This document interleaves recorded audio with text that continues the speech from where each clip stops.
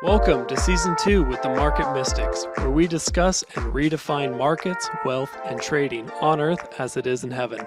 Join us on the journey while we consider new possibilities with special guests who might just challenge a few perspectives. Get ready to dive in deep with your hosts, Joshua and Kim. As I have spent time with people one-on-one, it's interesting because I've had several people make a comment to me about how the frequency and the sound, maybe not necessarily using the word frequency, there's been a couple, but the sound in my voice is very calming and it washes over them. And I'm like, well, that's interesting. Mm-hmm. I'd agree. I was going to say the same thing about your voice because even when I listen to this, the difference between you talking back here and up here is it's so different, and you get that like really soothing part of your voice when you're up on the mic. It's nice. I am super sensitive to other people's voices. Uh-oh. You know, like when you go to Texas Roadhouse and and you have those people that are over the speaker, or I guess I should say sound. First of all, sound is very important to me. And then also people's voices, if they're screechy. I'm like, and most of the time it's women. And I'm like, honey, can you turn that down a little bit? So I bet that goes over so well.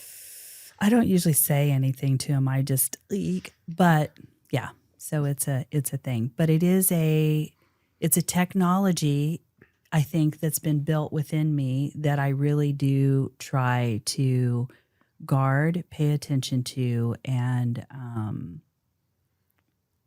utilize when I feel like it's needed. Actually, the Holy Spirit will tell me when to focus.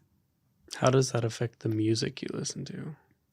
Good question. Yeah, it really does. It depends on the mood. Like, I am a junkie for some Native American? Yeah, well, that too. Oh, okay. You know, the flutes, you know how they play the flutes? Yes, I like that.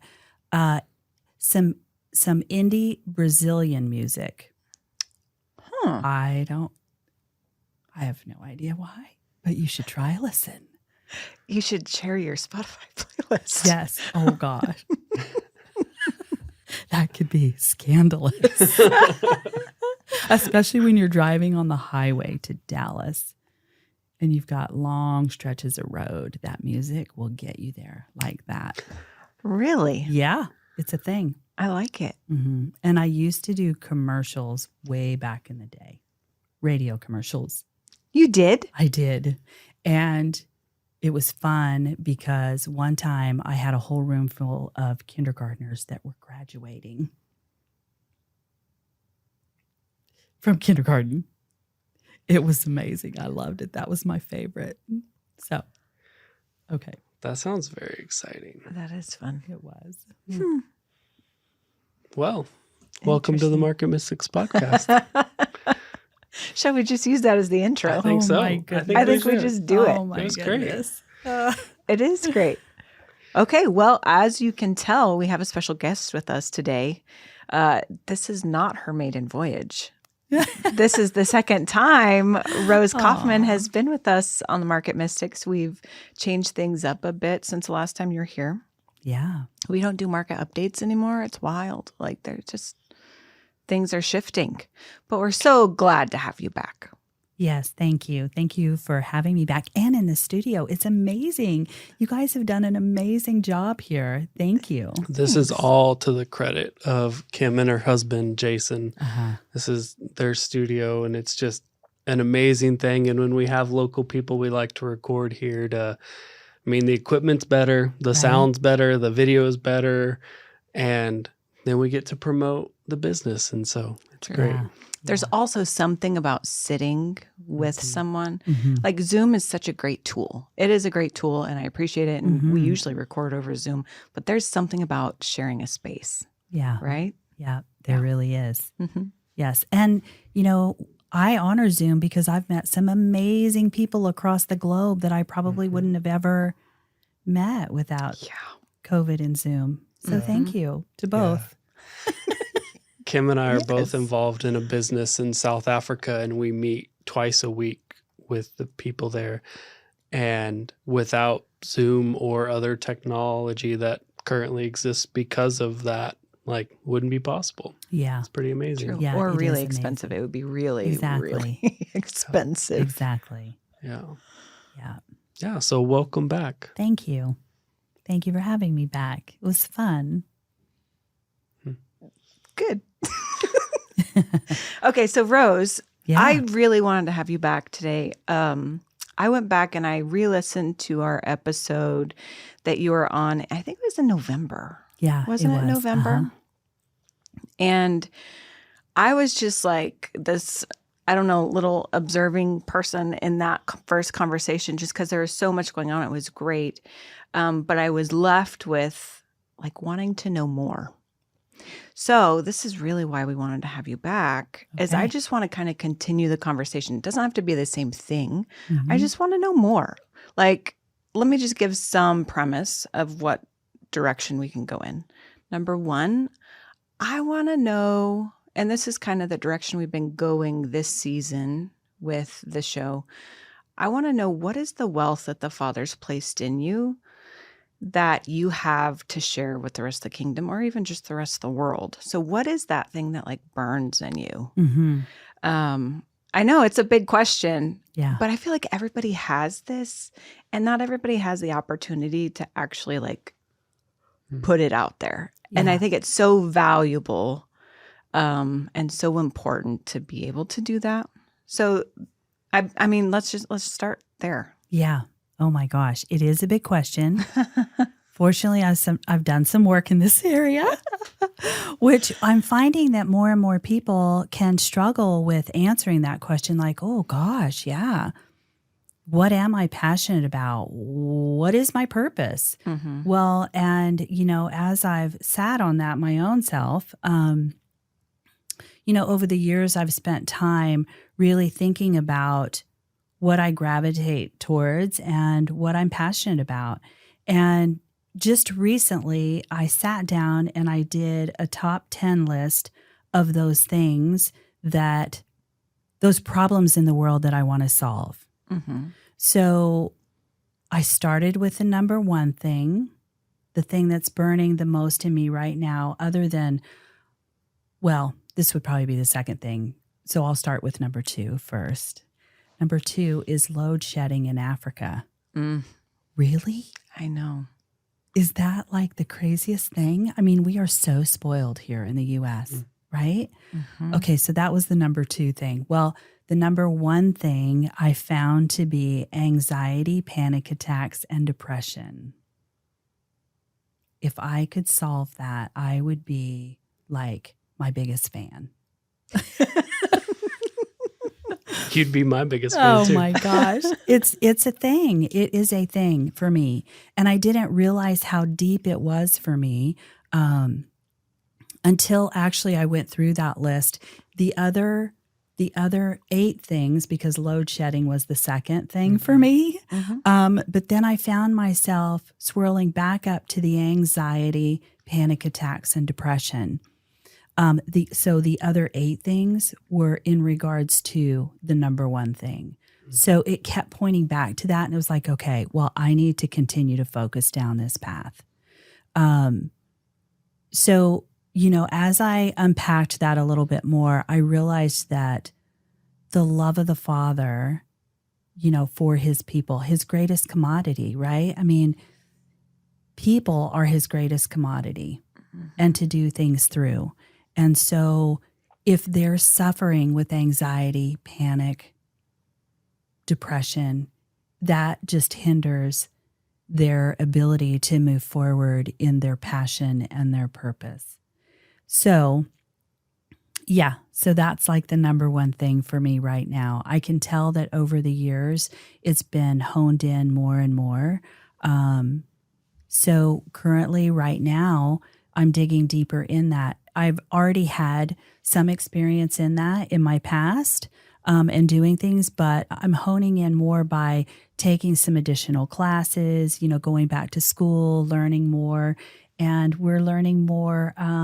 We're getting more tools now to deal with those things as well, right? Yeah. I mean, you guys know of some of these tools, so. That's good. So the way that you're talking about it sounds like you're still on the journey, right? Oh, yeah. So this is not like realize you've had the epiphany. There's like, here's the big solution now. Everyone take it. How long has the journey been? And in what direction do you feel like you're going? Like, do you think you're going to the place of solution, the place of eradication, the place of coping? What does this look like for you? Oh gosh. Wow. Yeah, so I've been on the journey for a while. Now, I would say that it's only surfaced to this point, probably within the last 5 years, maybe. Because, when somebody close to you struggles with that sort of thing, you absolutely want to deal with it, eradicate it, that sort of thing. But I would almost have to say that the more that we get to know ourselves and what our true identity is, it does start to point to certain things. So the more I can know who I am and what my purpose is and what I'm called to do, because what I'm called to do is different than what you or Joshua's called to do. Yeah. But it may be similar. We may have, there may be some crossover to where we collaborate with each other. But going back and really thinking through, okay, what is it? What is it that I'm called to do? Well, there's different things like unpack the meaning of my name. Why did my mom and dad name me? They were going to name me Ursula. Thank God. Thank God that somebody else stepped in.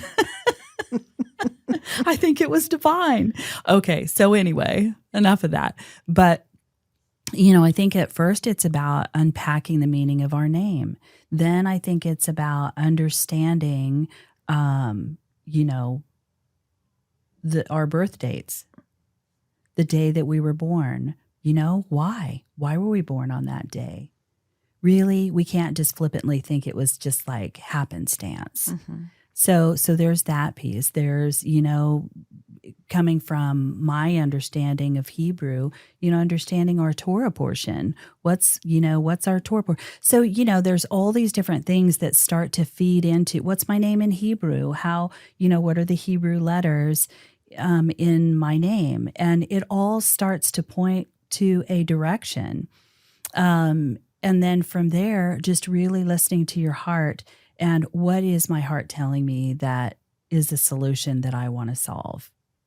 Okay. So then you take like a Venn diagram, if you will, and you're like, okay, there's some skills that I do have. There's the passion, but what are those other things that I need to like tap into to help, hone in on my skills to help solve these problems? Because you know what, we need to be solution based. Mm-hmm. It's as simple as that for me. What do people care about listening to me if I don't try to come up with this, work with them on a solution? Mm. So what does success in your top goal, like the anxiety, panic attacks, depression, what would success look like for you? Mm-hmm. At least at this point, what do you envision success looking like? Yeah. Lately I've been noticing, okay, so let me back up and just say this. I've traveled to Israel many times, and my favorite, or I guess I should say one of my favorite spots, is Caesarea Philippi. And this is the place where, Yeshua was with the disciples, and he says to them, and Peter says, "Oh, you're the Christ." And he says, "Oh, nobody could have told you that, but my Father, and then he goes on to speak about the keys of the kingdom. And he goes on to say that on this rock, I will build my church. Mm-hmm. Okay. So it's that spot. Well, for those that have been to Israel, you know that when you go to that spot, there's these niches that are carved out in the side of that rock. And this place was where they put the god of Pan. For the longest time, I didn't understand why I was attracted to it, but the god of Pan, if you do research on that, there it comes, the pan, the panic, the pandemonium, the pan, all of that, it like feeds into that. And so I'm like, coincidence? Probably not. So anyway, so that was one of those things that kind of fed into, my passion as well. So then the other thing too, for me is that over the last handful of years, I've been declaring over myself that my shadow will heal. Okay, because Peter's shadow healed. Why can't mine?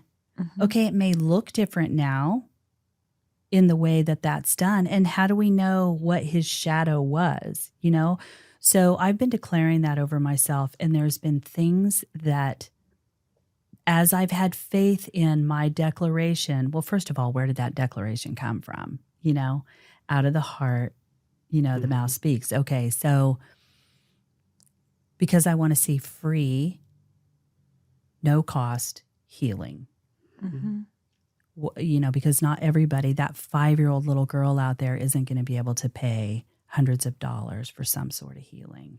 It should be, in my opinion, there should be some free healing. Okay, come on, let's do it.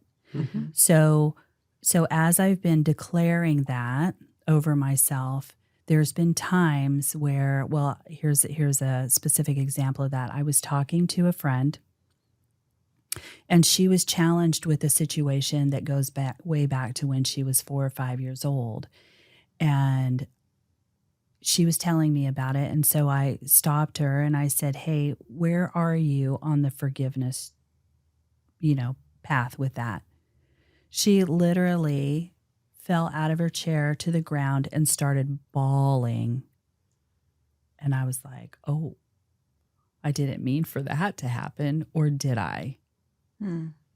And so that, I believe that took her to another level of her healing. The recognition of, oh, I just did an assessment of where I'm at in this level of forgiveness for the situation that happened to me. And so therefore I can't ignore it, and I have to do something with it. Well, okay, so at first that may not look like success.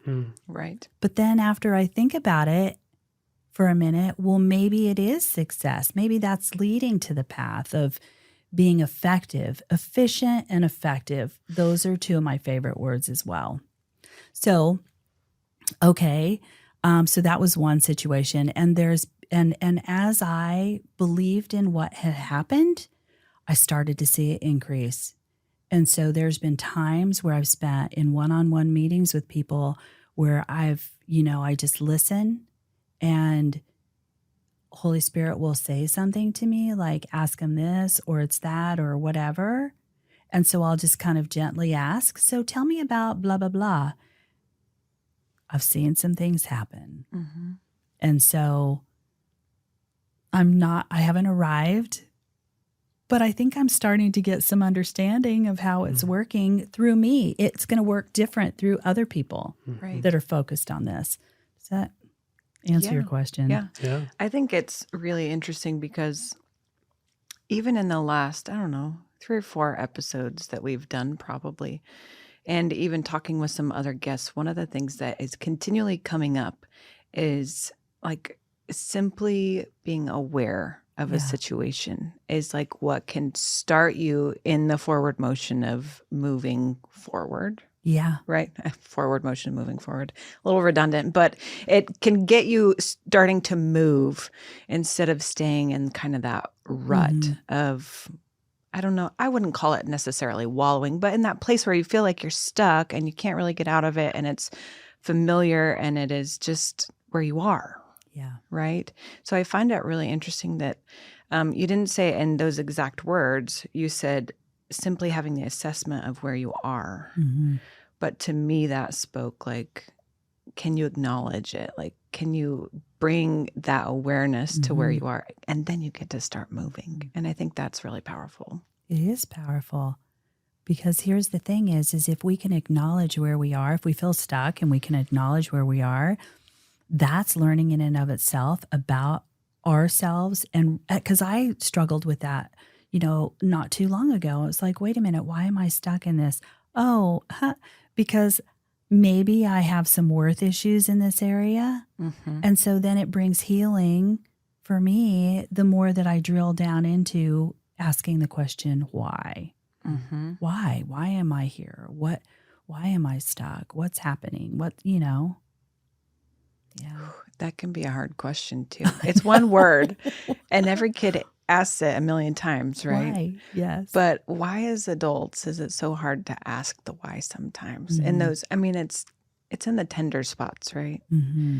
But it's a big deal. Yeah. Really, I think it plays right into that acknowledgement, that assessment, that awareness. So good.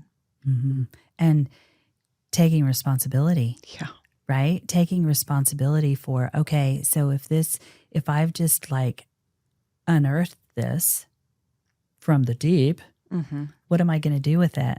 What am I going to do with it now? How am I going to take responsibility for it? What do I need to do?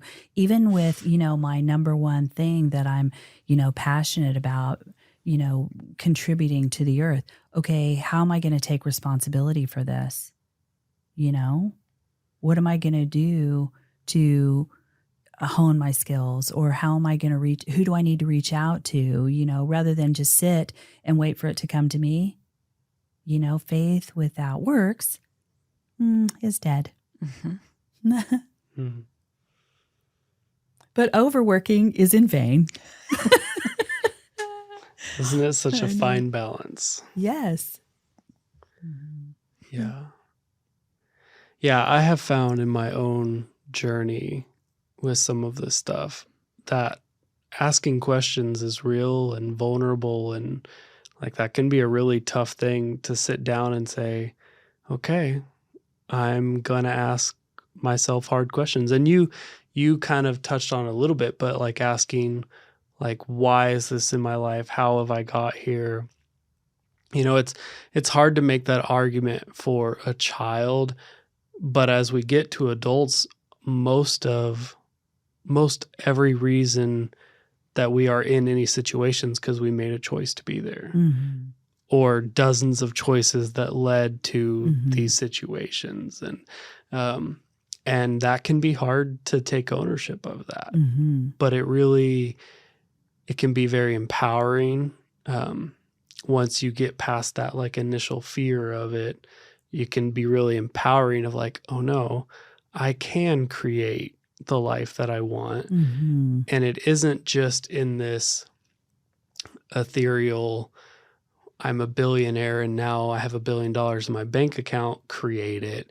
But it's create it and you start to declare that over yourself. And then what do you start to do? You naturally are like, well, I want to learn about that. Like, how would I steward that if I had that? And so you start to read, you start to take classes, you start to understand what it is. And then your choices start to change. And that really is creating the life that you want.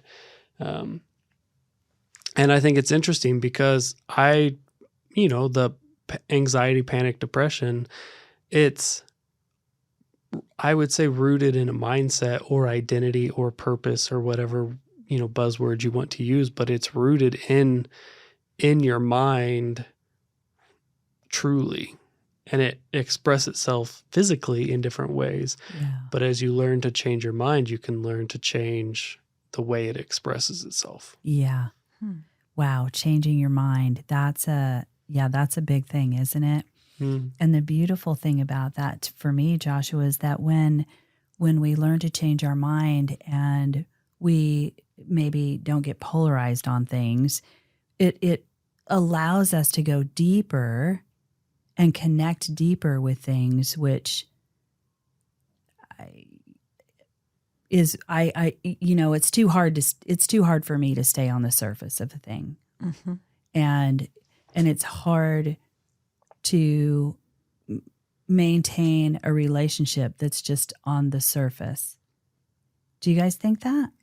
I do. I tend to be that way. I don't know if it's a personality thing. I've wrestled with this a bit. I don't know if it's a personality thing, if it's a spiritual thing, if it is just like naturally how I'm made. I don't know. But I tend to be that way. Like if I can't get past surface things, I have to move on. Like I don't know. What's the point of an egg if you don't get inside of it? Like like when you're making breakfast, like if I can't get past that, I have to move on, right? I don't know that this is ideal, but I do feel that way. Like you say that and I think, yeah, absolutely. I definitely have tendencies to need to go a bit deeper. Yeah. Yeah, it can be tough to continue to, if you know that you need to continue on in that relationship, if that person will allow you to go another step deeper. If not, they're probably going to get frustrated and they're going to be like, and done with you now, Right. because I don't want to go any deeper. I don't want to touch on those things. For some reason, I'm, have a block in that area or whatever. So then, I think it's a matter of displaying love and grace, but it is challenging.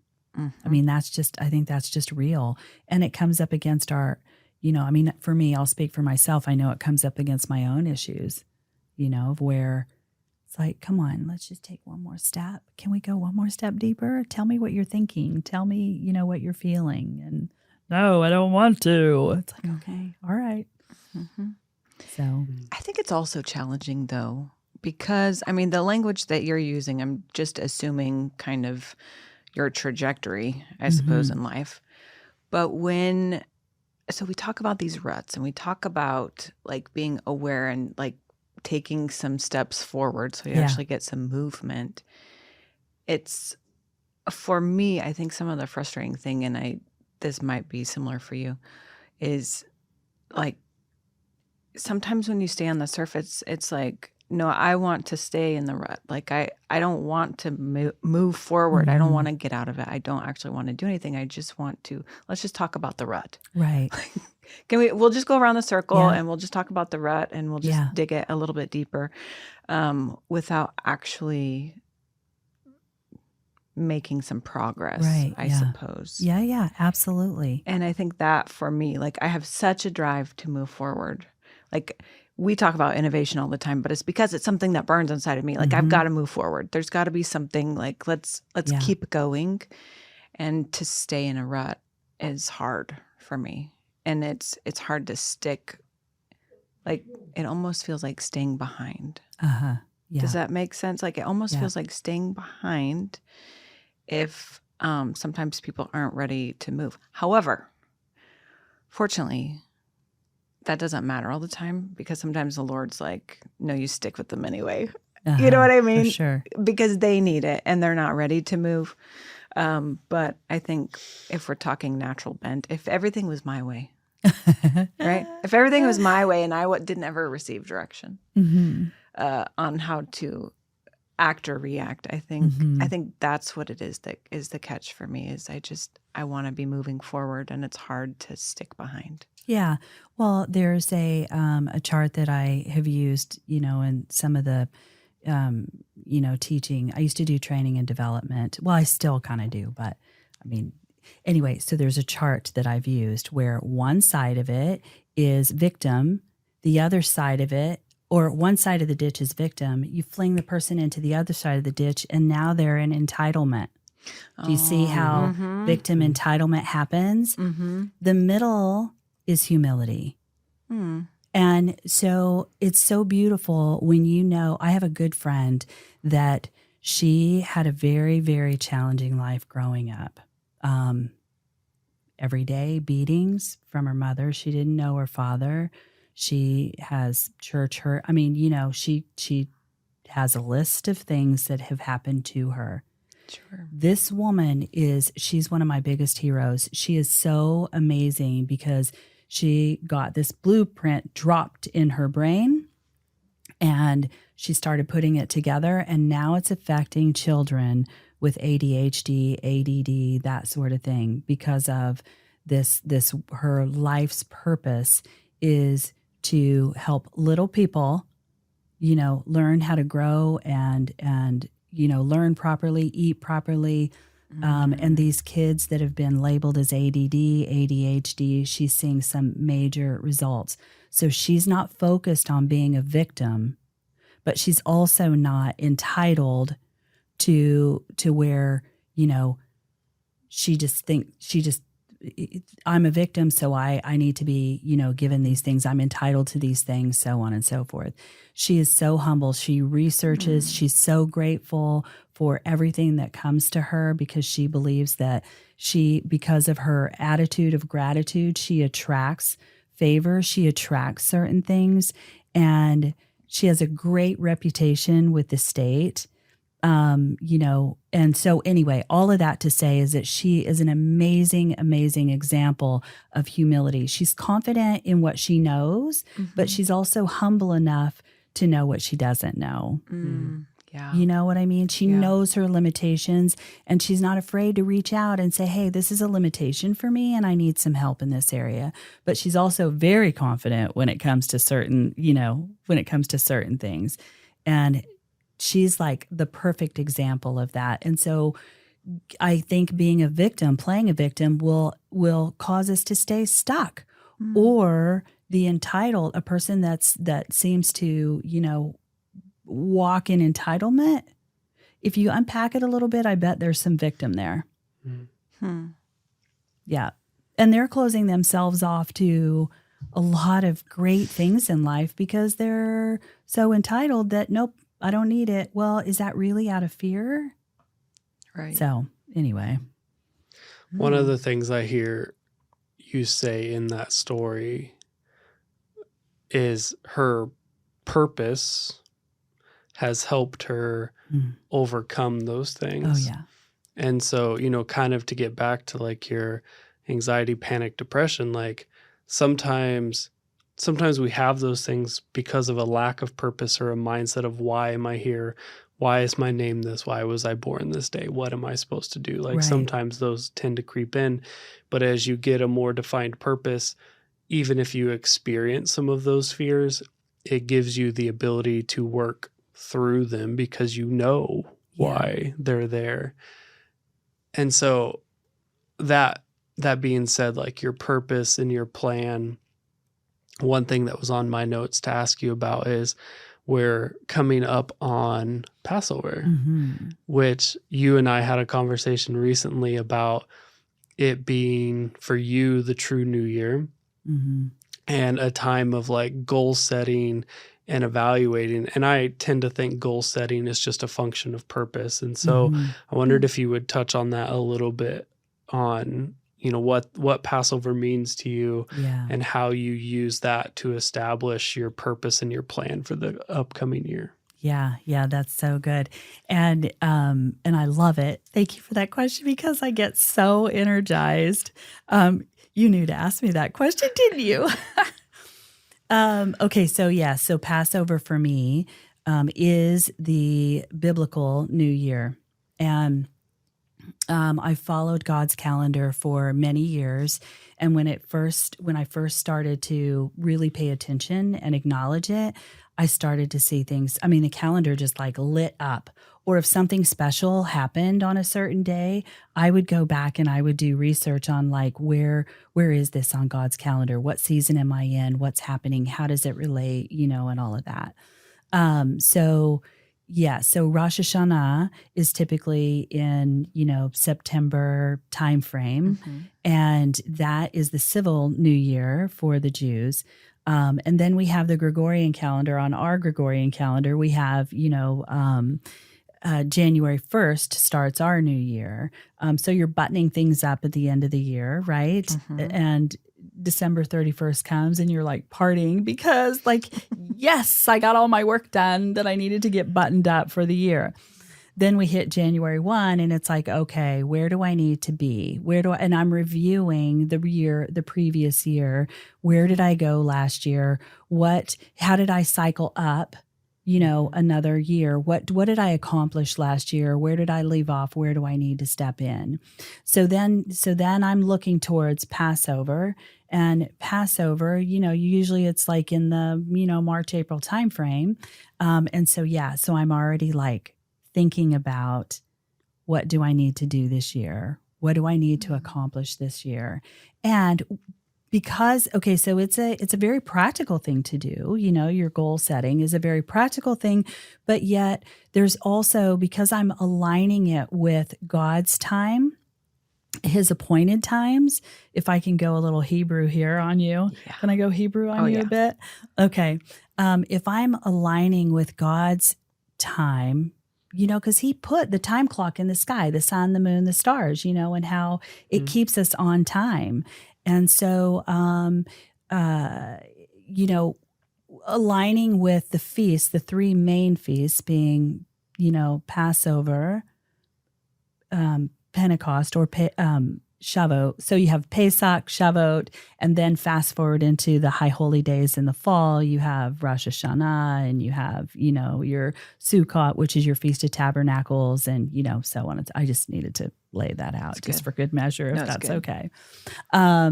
So here we are heading towards Passover, and I'm already, putting things in place so that once we hit Passover, the new year, it's like, here we go. It's like pushing that reset button, and it's like starting things all over again, except at the next level up, because you take a ring around each year, you should be able to look back and see how last year helped me get to where I am today, so that this year I can move up another level. And so it's amazing. Those feasts are amazing technology in and of itself. So when it comes to the whole, the goal setting, then we also have things that will help us. Like for instance, you put a thing on your list and you break it down, you chunk it down to where, you have your overall goal, but then you chunk it down to where you break it out each week, which that can be really challenging for someone like myself because I'm quite the visionary. But it's amazing how if you can really get focused on it, it's like you get energy in it and you'll start to see things come to you along with your meditation. You'll start to see things coming to you to help you succeed in your goals. It's amazing.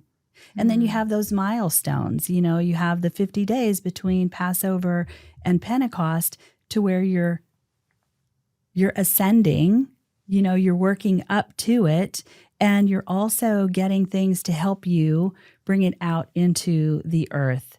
And so, there's also a reflection that we should all do on a weekly basis. Like, what are my wins for this week? What do I feel good about this week? The Jews, before their feet hit the ground, they're going to say 3 things that they're grateful for.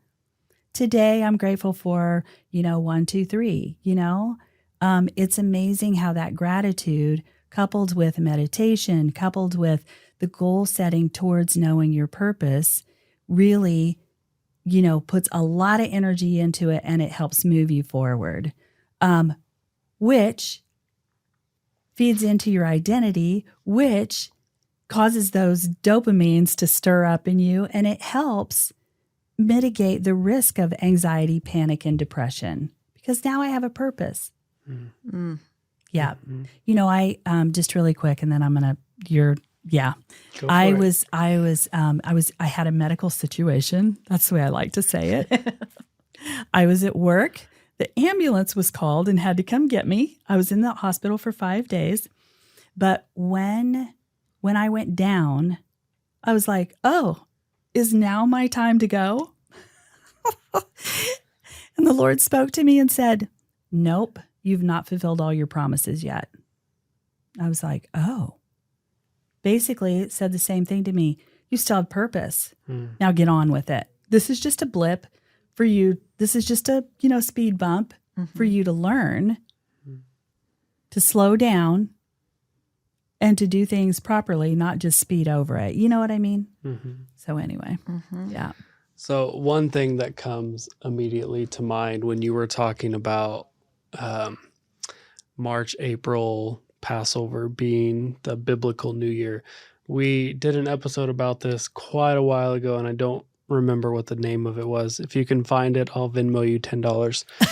Oh, that's great. But we did an episode about this a while back where we talked about how the different New Years. It was probably around New Year's, I would imagine.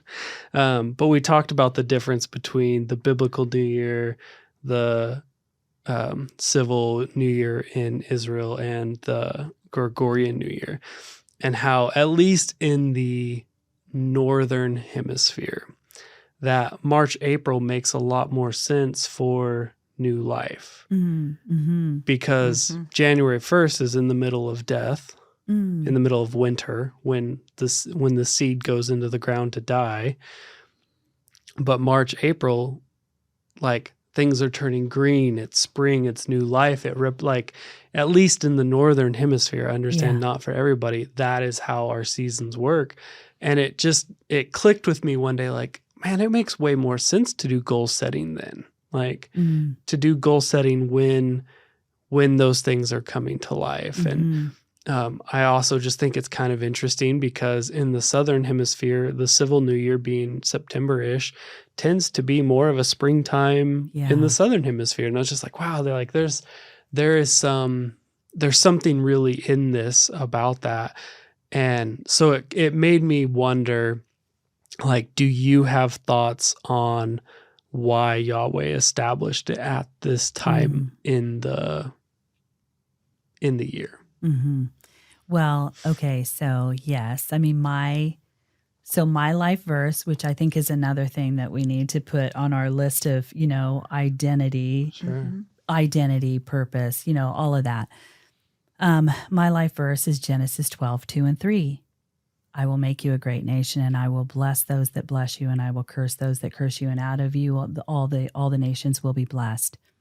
So therefore, if that's my life verse, I need to be diligent to be following Yahweh and following his blessings, receiving his blessings, and in turn then speaking blessings over people. Okay. And things and whatever. Okay. So with that, I know, or as I've been on this journey, I know that he set up the feasts on purpose for us to be blessed, because we're a blessed people. We're not a cursed people. Now, we may feel like we're cursed in some areas, but guess what? There's technology in those feasts and strategically during those times for us to, like, reach in and grab the energy out of it, if I can say it that way, and use it for our blessing. Flip the perspective of it, I mean, like, for instance, fast forward into the fall feast with Yom Kippur. Yom Kippur was a time where, the Jews had to go up to, they had to do their pilgrimage and go up to, to Jerusalem to, bring their offering, bring their sacrifice. And so it was really to atone them for the way they view it is to atone them for their sins. But in my perspective is it's a form of honor, and it's a form of being able to go up to and honor what has been done so I can receive the fullness of that blessing. And, that baton, as we know as Christians, with that baton being passed with Yeshua coming, and at the biblical New Year, and if you do studies on this and the dates and how, you have Passover. Now I'm going off on a rabbit trail. No, it's good. It's great. It's great. If you go and you do the study on Pesach or Passover and the dates, we were talking about God being a mathematician. He loves his dates. I'm sure he loves date night. I'm sure, all of that. So, and the energy that's on the numbers. Okay. So at Pesach, if you do that study as to when that date was, go back and do a study on Noah. and see when Noah went into the ark, shut the door, God shut the door, Noah opened the door. Do a study on those dates. And even the study on, how long Noah was out there, and just, and compare it to Yeshua, and you're going to be like amazed. If you haven't ever done that study, it's like, wow, things totally line up. So, but I think that going back to your question is yes, the dates being the spring feast and then, the fall feast, you have in the fall, you have a time for, where, they go, like in Sukkot, they were in the desert. They were going through the wilderness to get them to their next stop. I feel like that's a time when, and they build these temporary structures that they lived in. Okay, so it was a little booth that they lived in. Well, I feel like that's a part of the time of year where we go into our, structures and we take account and inventory for what we do have. And, then going through the winter months and letting some of those things just die only for the rebirth to come. I probably didn't answer that very well, but because I get all like strung out and excited and about the feasts and just the technology in that. I think it's really good. Was our very last episode, right? The history, when we talk about history. I had this like thought come to me. Our last episode, we talked about history and why history tends to repeat itself if you don't remember your history. But if you remember your history, then you can be aware that there is this pattern and be aware that you need to do something different in order to break the pattern. Because we were talking about the banking collapse that happened in California in New York, and like, okay, that isn't a new thing. These things happen regularly and they've happened for similar reasons. So why is this pattern repeating? What do we need to do differently to change that? And one of the things we talked about was just we need to remember that it happened and why it happened, because then we can change it. And the thought came to me like, oh, that's one of the reasons that the Israelites had the feasts, because it was a time of, like, each feast represents a significant thing in their history. And so it was a time of remembering, oh, this is where I came from. This is what changed in that, which allows you to not repeat that history over and over and over again. Yes, that's so good. That's so good. And think about too, Joshua, how, as we take those rings up, they can get shorter, smaller and smaller. They don't, am I saying that right? The ring down here at the bottom is much bigger than it is up here. Now it's more condensed up here, so it might it might feel a little tougher, but it doesn't seem to take as long. To cycle up. To cycle up. Interesting. Yeah.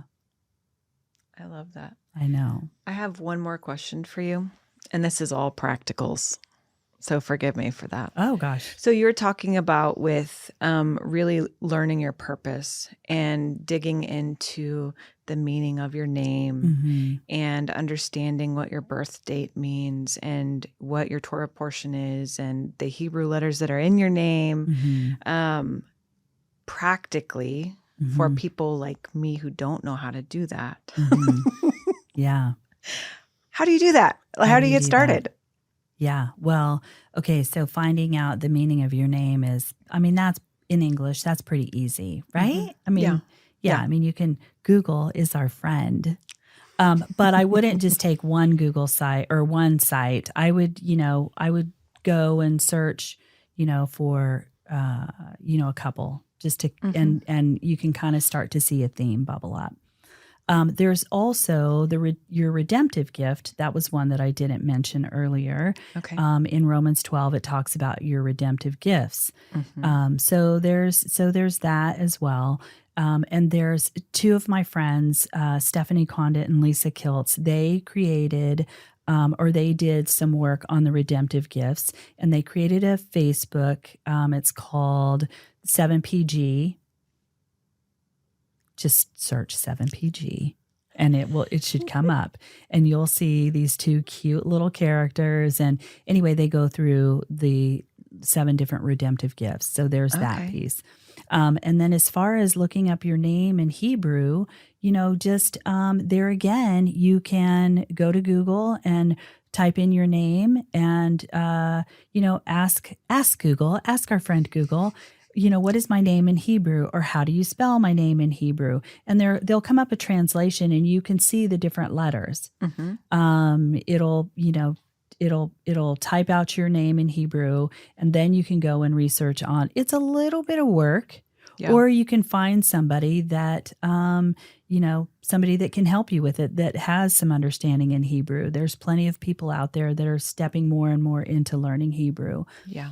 So there's that piece. And then also your Torah portion, that one's a little tougher, but you can put in your birth date in Google and say, okay, so what is my Torah portion, or what is the Torah portion for 1/31/73, like if that's your birthday, and see what it pulls back. Okay. And there is a site that does have, that will actually pull your Torah portion. I have a tendency to do a little bit more digging in that because I want to get some different perspectives, and because you know what, not one person's right. Yeah. So you got to do your own research. You got to take responsibility and do your own research on your own self. That sounds very familiar, Kim. It does. It does. I like it, though. I'm just curious because, I've dug shallowly. I've not gotten past some of the surface stuff, honestly, with some of that stuff. And like researching your name, pretty easy. Yeah. Now, for me, maybe I just haven't found the right place. Like the meaning of the different letters of Hebrew, I can get a wide array of answers that don't necessarily match up. Right. Yes. You know what I mean? So is there some trick to finding something that is really helpful and legitimate in your eyes? Okay, so I think that, legitimate is, I like that you use that word, and I'm not saying that, everybody has a right to their perspective. Sure. I think that you want to continue to do research and find those people that you would consider to be legitimate. And that have done the studies. You can go and you can look up, like say you're looking up the letter Aleph. You can go out there and do a Google search on that and just read through, and you'll start to get a feel. Your spirit knows what's right and what isn't right. And here's the thing that I want to say about that is that so many times I've found people get freaked out about, oh my God, I'm going to be deceived. And I'm like, I used to think that very same thing. Like, or anyway, I won't. I better stop. But here's the thing is that, is our God really not big enough to get us back? Right. And who's to say that I wasn't already deceived and now I'm coming out of deception? Right. That could be a thing, right? So your spirit will know. Your spirit will know. And as you do research, you're going to know what clicks with you because you're going to already know about yourself. But what I have found is that there's times when there's things that come to you and you're like, I want to believe that, but Lord, help my unbelief. I want to believe that really could be me. And usually we cut ourselves short and we don't believe those bigger things. Right. But just maybe that is truth. So, and if you keep seeing it and you keep hearing it, then you know what? You better honor it and go with it. Because if not, you're just rejecting it. And what if Yahweh's saying that about you and you're rejecting what he's saying about you?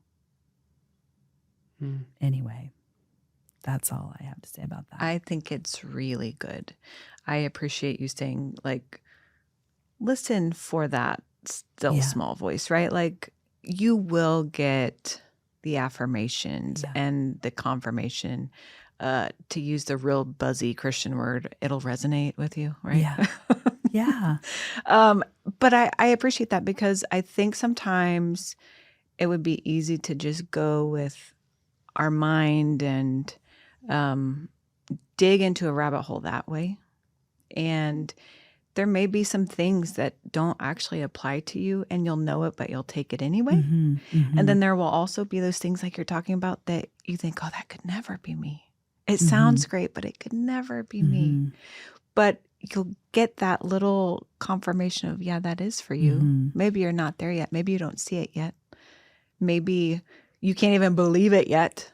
Right. But it is for you. Yes. And I think if you go with the Spirit, if you go listening with that as well, super helpful. So I appreciate you saying that. Absolutely. It's good. Absolutely. Yeah. It's a real thing. And I think that the more that we can just, I mean, if you can't fully believe it, just set it aside, but don't stop looking at it. Set it on the shelf and let the Lord pull it off the shelf for you and show you, yep, that's exactly what I'm talking about. Now get on with it. Believe it. Will you just believe it already? Just believe it already. Yes. Oh, I like it. Rose, thank you for coming on again today. I absolutely. really Thank appreciate you. I honor you and your time that you've spent with us, and it's just always such a joy. Oh, well, it is for me too. I love talking with you guys. And I get a little excited about certain things. I like love it. I think that's where we really start to see the life come out. You know what I mean? Like I ask you, what burns in you? Exactly. Obviously, these are the things they want to know. Oh my goodness. So it's so good. Well, and we are just a few short days away from Passover. So get your goals out. Yes. Get your goals out, people. Yes. Yes. It's good. Cool. Well, Josh, you have anything else to add? I don't. Thank you so much for joining us again today. It's such an honor to have these conversations and share it with the world. Oh, well, thank you. I love you guys. You guys are amazing people. Oh, same. Okay. Well, for our listeners, we will see you back on Thursday. See you. Thank you for sticking around. Listen for new episodes every Monday and Thursday. Find us on all social media platforms by searching for Market Mystics. Don't forget to follow and subscribe. Visit upperroomcd.com where you can find more information about the hosts, projects, and guests. Go deeper by booking a coaching appointment focused on redefining identity and wealth in your life. See you next time.